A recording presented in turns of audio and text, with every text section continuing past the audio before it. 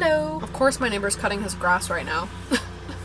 I know this video is called my first night in the van. That's a lie. I've slept in here like the last 3 or 4 nights now. I've been like sustaining myself out of my dad's house still. And this is my first meal in here. I have this wonderful little sandwich I made with some blackberries because I love berries and I've been craving blackberries. But yeah, I haven't actually had a meal in here yet, so it's kind of cool to finally eat in here. I bought groceries today, so I'm fully stocked. Yeah, I have all of my cooking supplies. I am waiting on a couple of Amazon packages still that should be coming in tomorrow, and then I should be ready to like go hit the road shortly after this. So the next video should be me on the road, hopefully. I am just like over the moon with how the van's turned out. I freaking love this wallpaper. Love her so much. Like, this was the inspiration for the whole color palette. When I first designed the van, I had no idea that it would look anything like this. But yeah, I was originally like going for more earthy tones. I thought green would be like the predominant color of the build because green is one of my favorite colors. But I don't know, like the more I got into it, the more it just didn't feel right and didn't really feel like me. Because my whole life I've always had pink bedrooms. I think there was one point for a few years where I painted my bedroom electric blue and then I changed it back because I hated it. As some of you may know, I'm a huge Scooby-Doo fan, so as soon as I saw this wallpaper, I immediately knew what I had to do. I was like, okay, the van has to be if the Mystery Machine was pink. Like, that was the vibe I was going for, and I feel like I really nailed it with like all the flowers and like the bright colors. Like, I feel like the burnt orange color in the wallpaper kind of matches the color of the flowers on the side of the Mystery Machine. And of course I have like Scooby-Doo paraphernalia like all over this place. Like, I have a Lego Scooby-Doo, I have a bunch of Scooby-Doo stuffed animals, and of course I have my entire Scooby-Doo collection with me because I can't go anywhere without it. So yeah, I'm like really happy with how this all turned out. It's really crazy when you first start a big project like this and you have like this idea in your head about like what it's gonna be and what you want it to be, and then it turns out to be nothing like that. If I like showed you my original color palette, it was absolutely nothing like this. And as I was like picking out all the little pieces that would be in here, like design wise, I realized that no one had done this before. Like, all the vans I see on YouTube and on Instagram or TikTok are always like really rugged tech, or they're industrial, or they're like very earthy. And I was originally going to do the earthy thing. Like, I was going to do all wood, like little to no paint. And then I realized, I was like, that's not me. Like, I'm trying to fit this aesthetic that like previous van lifers has set. Like, at one point I was going to do like that beachside aesthetic where it's like all white with like little hints of blue or little hints of green here and there. I'm like, that's not me. Like, that's so boring.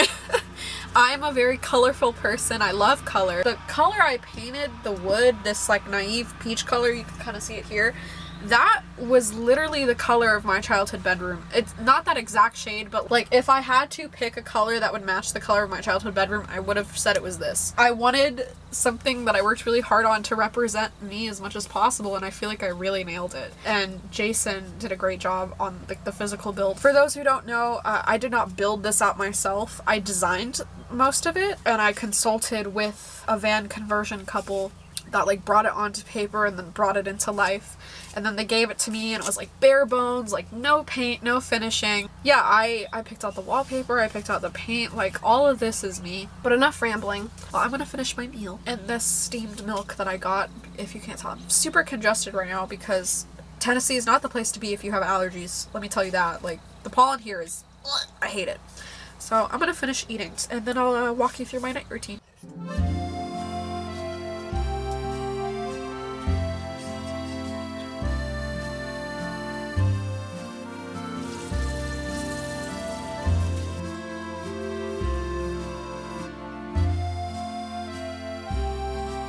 I love this little elbow headband. This is the type of cute shit I'm talking about. Love it. Ready to wash my face?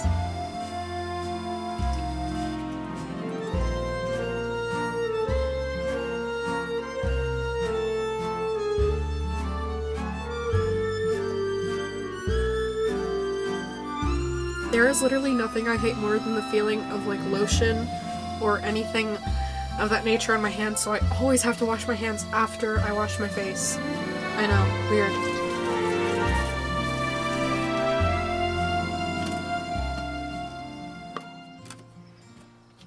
Now that I'm ready for bed, it's time to set up the dog's bed. And it's a process. Okay, so for now I've been keeping all their bedding behind this curtain in the front cabin, a sleeping bag for Waffles, a Sherpa blanket for Waffles, and then this entire fold-up dog crate for Maple. She's still way too young to be let loose while she sleeps. She pees, she poops, and most importantly, she bites a lot of things, and the last thing I need her doing is biting my newly built furniture.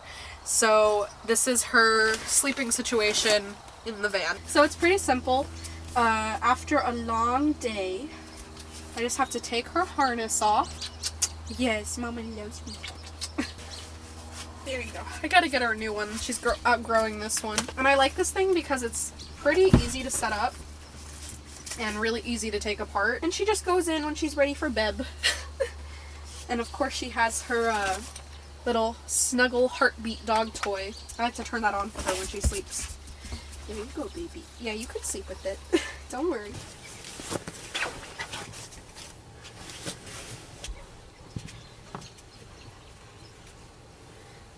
Alright, so off camera, after I set up their beds, I went ahead and put on my PJs and got in bed myself. And I also plugged up my CPAP. For those who don't know, I have sleep apnea, so I have to wear a CPAP mask every night, and that's what's hanging right over here. I got this really cool hook for the mask and the hose to hang on so they can stay elevated and not get any debris on them from like the bed or anything.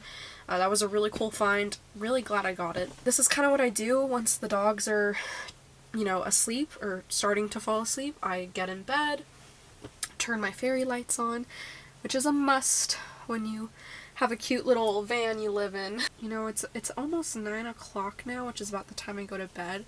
I was watching an episode of a TV show a friend recommended to me, so I think I'm gonna finish that and then head to sleep. So I will see you guys in the morning.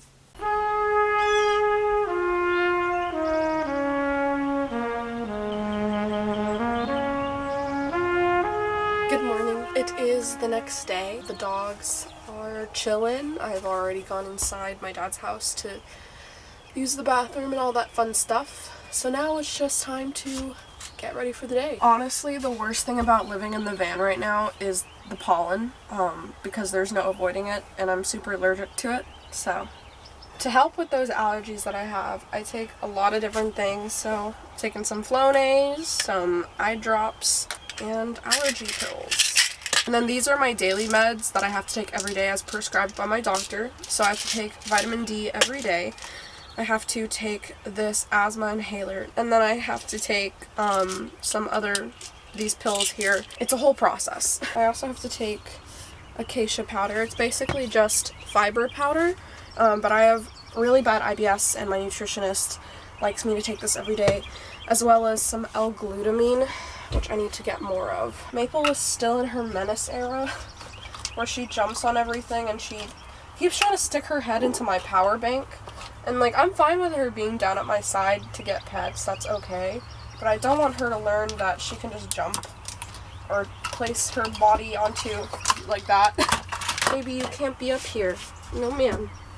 I love you, but no. So I actually haven't used a lot of this stuff in this van yet, so I need to like clean this before I use it. And I do have this handy dandy little soap dispenser area. The purple grayish one is for dishes, and then the pink one is for hand soap. Alright, so I'm gonna do half a teaspoon, since there's not a lot of water in there right now. So we're gonna start with our face wash. So the trick I found when trying to do this, and because I don't have, you know, an entire sewer system connected to my sink, I just put the cleaner into my hand, and then I put a little bit of water into it, and then I scrub it on my face. And then I do that, and then I turn on the water for a little bit, wipe it off. Turn it on a little bit, wipe it off. It's a process, but it works. When using the sink, my biggest fear isn't running out of water. My biggest fear is having the gray water tank overflow for the third time. The last thing I need in here is mold. I'm trying my best not to show any products, like label names. It's a little hard, but I'm not sponsored by anyone, so I don't really want to give out free advertisement. If you want to know what I use, like, I'll tell you, but, you know, if you're not going to pay me, I'm not going to try to show your product, you know what I mean? I always like to get a nice helping of sunscreen in my hand, just because, look, I'm Latin, I soak up the sun, and the last thing I need is moles, sunspots, or, God forbid, skin cancer. So pack on the sunscreen, ladies. Always make sure to get the ears, and I'm gonna wash my hands because I hate the feeling of lotion on them. It's a personal thing. Now, I will say that is one thing I will let the water run for, is when I'm washing my hands, because I used to work at a hospital a couple years ago, and if I learned anything while working there, it was wash your hands and wash them well. I think now is as good a time as any to make some breakfast.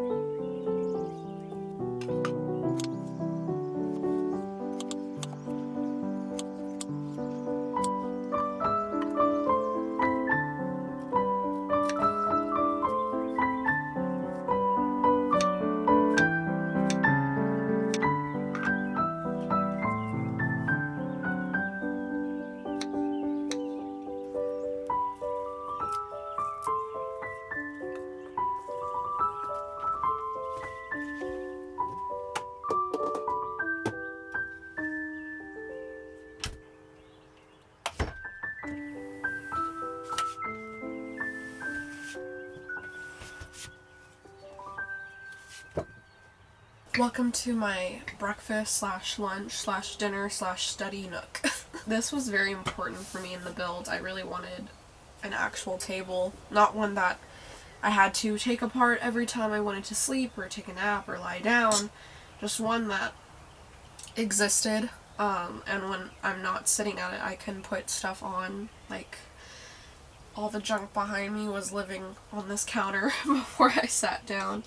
I feel like I always really struggle with breakfast because I'm never, like, super hungry in the morning, but I know if I don't eat, it's gonna mess with my gut. My gut is gonna mess with my head, so, like, I need to eat in the morning. Like, I know that, but I'm never, like, super hungry. So I either end up eating, like, leftovers from dinner because I don't feel like dedicating time to, like, cooking, or, like, today, because I didn't really have any leftovers, I just, like, cut up some fruit. Like, don't get me wrong, like, this is not a normal thing. I don't eat fruit for breakfast every day. I don't want you to think that. Like, I had cookies that I baked last week. If those were still here, that would be my breakfast. But, I did just go grocery shopping, and the berries are in season, and they're freaking good, and I didn't feel like cooking, so I just cut these up. No, I have pretty bad IBS, and I learned recently from doing the FODMAP diet and lots of trial and error that garlic is, like, my #1 trigger, which is really depressing because everything I eat has garlic in it. It's, like, my #1 favorite spice, but it just wrecks me, man, and I didn't realize how bad the damage was until after I had cut it out during the FODMAP diet, and then when I started eating it again, like, it was horrible. Like, I was having, like, the worst stomach pain, the worst gut pain, and then, you know, the poop situation after that was, like, not good, and it was so, like, it would make me so gassy that it would, you know, mess up my stomach. And I learned from my nutritionist that a lot of times that if our stomach is overly bloated or overly gassy, it can come up and cause anxiety-like symptoms in your brain, because I think he said, like, the chemical that is released when you digest is one of the chemicals that is released when you have, like, an anxiety attack. And so it can trick your brain into thinking you're having an anxiety attack when in actuality you just ate something you shouldn't have. I'm gonna finish the rest of my meal off camera, so I will see you guys in the next clip. This is wrong too. Don't overstep into the boundaries of an artist, but at the same time, don't celebrate when they have life events happen to them that are out of your control.